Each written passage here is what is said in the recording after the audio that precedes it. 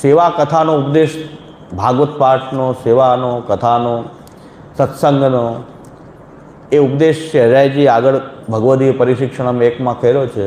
અહીં હવે ચિત્ત અંદર આંતરભજનની અંદર જે ઉદ્વેગ આદિ આપણને આવે એવી પરિસ્થિતિઓ ઉત્પન્ન થાય.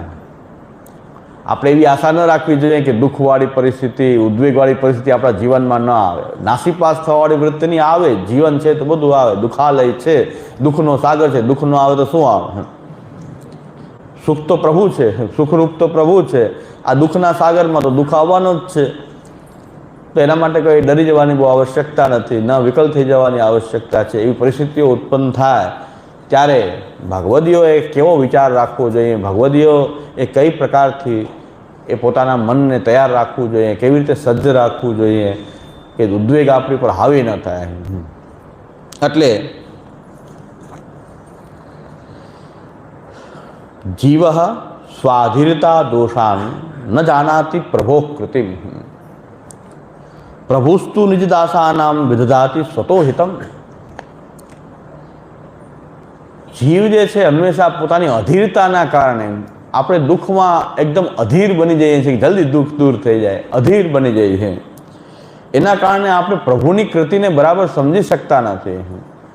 પણ એક વસ્તુ નિશ્ચિત છે કે આપણે પ્રભુના દાસ છીએ તો પ્રભુ નિજ દાસોનું તો હંમેશા વિદધાતિ સ્વતો હિતમ, એ પોતે જ કોઈ પણ બીજા સામેના પ્રયત્નની અપેક્ષા રાખ્યા વગર જ ભક્તોનું હિત જ કરે છે.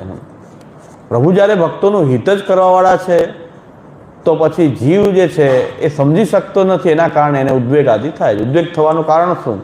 દુઃખમાં વિચલિત થવાનું કારણ શું? કે પ્રભુની કૃતિને બરાબર સમજી શકતો નથી. એ અધીર થઈ જાય છે. જીવ હંમેશા અધીર હોય છે કારણ કે દુઃખ જોતું નથી.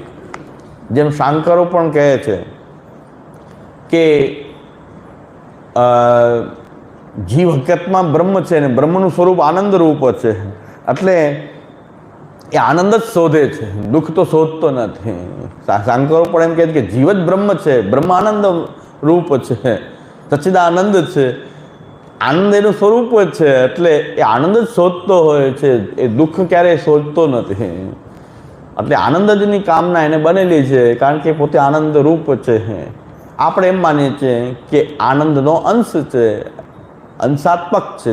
જીવ છે ભગવાનનો અંશ છે, ત્યાં જીવ બ્રહ્મ છે. શાંકરોને ત્યાં જીવ જ બ્રહ્મ છે એટલે આનંદ રૂપ છે.